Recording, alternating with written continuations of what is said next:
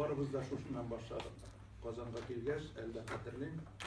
Aksen abi bayan, bizim yaktaşımız Zelife.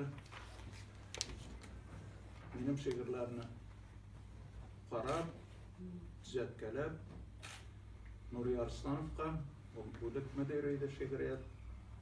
Birinci şiirlerim şunda çıktı, Kazanlıklarında.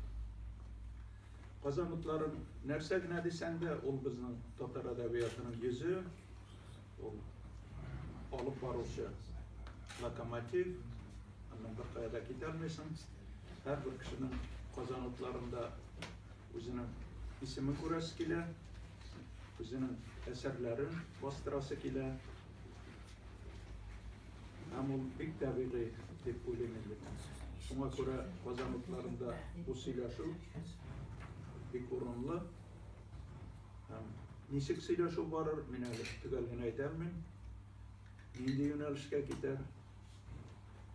Lakin endi baribir bu söyleşu nişikdir o'zaro ilimtalar, edebiyat turunda, Kazanlıklarının kelajagi turunda, planlari turunda, hem o'zimizning zorlarimiz, maqtanishlarimiz turunda söyleşu bo'ladi deb o'ylayman men.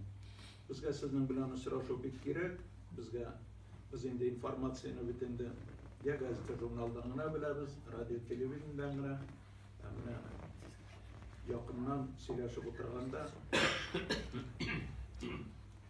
vaziyat butunlay ikkinchi ko'z oldimga keltirga mumkin. Shunga ko'ra endi men sizni deb yaratam, hurmat etam. Vatash aytgancha o'qib borishga tirishamiz.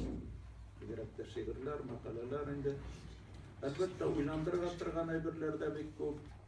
Bizim Tatar edebiyatı zo'r edebiyat, tarixiy yag'indan da, bugungisi bilan da